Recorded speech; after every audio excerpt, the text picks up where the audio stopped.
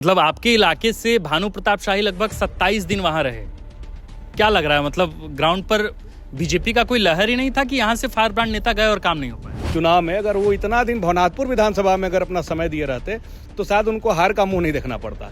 लेकिन जहाँ के ये जनप्रतिनिधि रहे वहाँ से तो ये गायब रहे, गूगल पे भी खोजने से नहीं मिला करते थे। क्या ये तय मान लिया जाए कि एसटी आरक्षित सीटों पर हेमंत सोरेन का इकबाल आज भी बुलंद है, या कोई ऐसा तिलिस्म पैदा नहीं हुआ, कोई ऐसा फॉर्मूला भारतीय जनता पार्टी ने इजाद नहीं किया जो आदिवासी और हेमंत सोरेन के बीच के उस प्रेम को तोड़ पाता? आदिवासी सीट की बात नहीं कर रहा हूँ। मैं तो 1932 की खतियानी भी हूँ। जाति से भी ब्राह्मण समुदाय से आता हूँ। लेकिन डाई हार्ड फैन हूँ। सुप्रियोदा प्रेस कॉन्फ्रेंस कर रहे थे तब उन्होंने कहा कि चंपाई दा का पॉलिटिकल डेथ हो गया।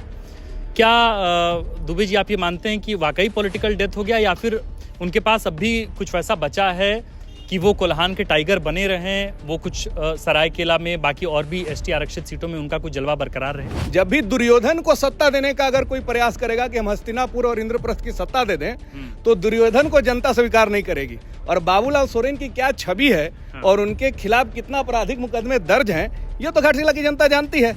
यहाँ तक कि आदित्यपुर में अगर एक जमीन की रजिस्ट्री अगर करानी है, जब इनसे पूछ कर कराना पड़ता है, ये माहौल बना हुआ है। अब घाट लोगों का फेल्योर है ना।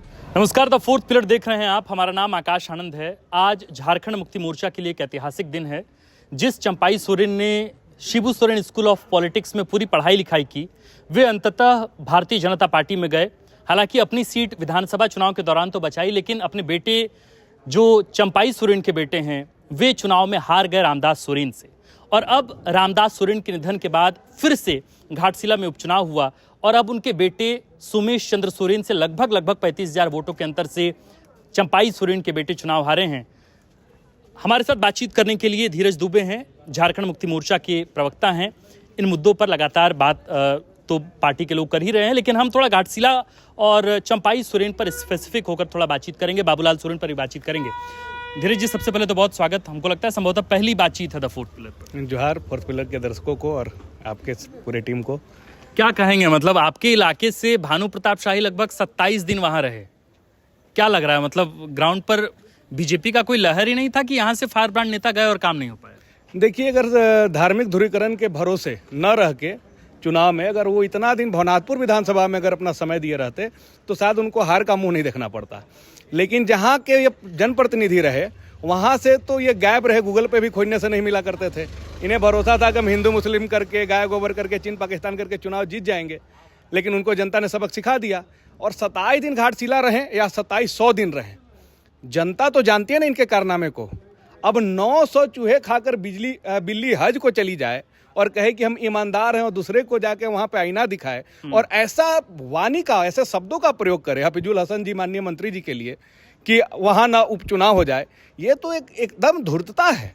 और भानु जी से कहना चाहेंगे कि इस भूल में न रहें। और आपने भी अभी एक बात बोला कि चंपाई सोरेन जी अपनी सीट बचाने में सफल हो गए थे। असल में हुआ क्या था उस समय आकाश जी कि जेएमएम से जब वो भाजपा में गए तो हमारे कार्यकर्ताओं को भी शिफ्ट करके चले गए थे, जिसके कारण वो सीट निकाल लिए।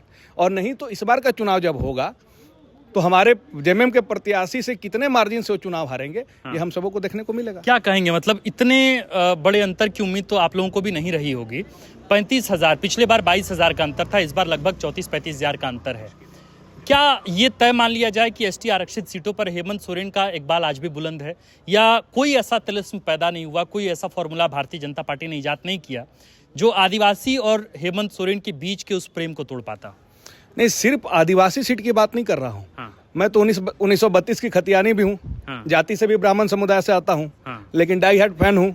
जिस युवा अवस्था में हम तो छात्र मोर्चा से इस पार्टी से जुड़े हुए हैं जी। तो जो उनका एक गंभीर और शालीनता है, जिस तरह से गंभीर होकर राज्य को चला रहे हैं, शालीन रहकर अपनी बातों को रखते हैं, किसी अति उतावलेपन में नहीं आते हैं और काम पर फोकस करते हैं।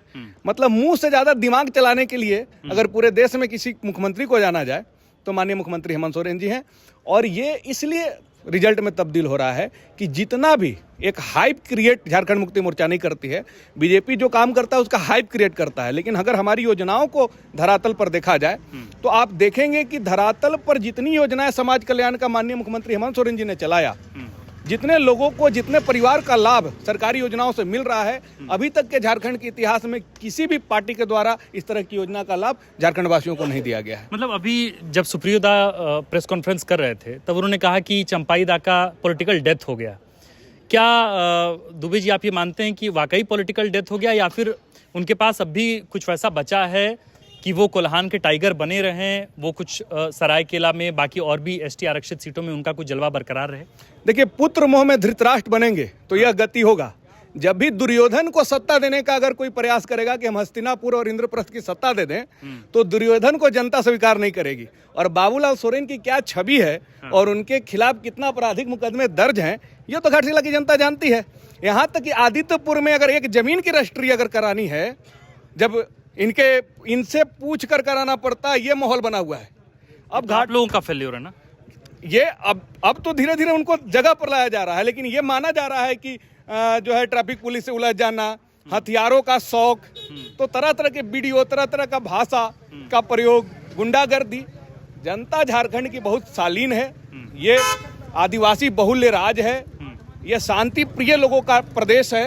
यहाँ पे जो कोई भी हुड़दंग मचाने का प्रयास करेगा, जो लोग भी कानून से बाहर जाके रंगदार और खौफ बनाने का प्रयास करेगा, उनके लिए धरती सूटेबल नहीं है। तो ये घाटशिला चुनाव के अभी तो निष्कर्ष पर, अभी नतीजों पर बहुत अलग अलग ढंग से अभी उसकी विवेचनाएं होनी है, उसका विश्लेषण होना है, उस पर मीमांसा होनी है। लेकिन अभी फिलहाल प्रथम दृष्टया अभी तो बयानबाजी होंगी। जेएमएम की तरफ से भी बयान आने शुरू हुए हैं, सुप्रियो दा ने भी बयान दिए हैं, धीरज दुबे जी स्पोक्स पर्सन है, वे बयान दे रहे हैं।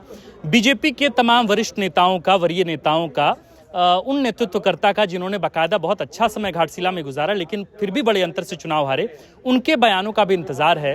हम उन तक भी पहुंचेंगे और उनसे भी हार के तमाम कारणों पर उनकी राय भी जानने की कोशिश करेंगे। आप देख रहे थे द फोर्थ पिलर। हमारा नाम आकाश आनंद है, कैमरे के पीछे हैं मनीष शुक्ल।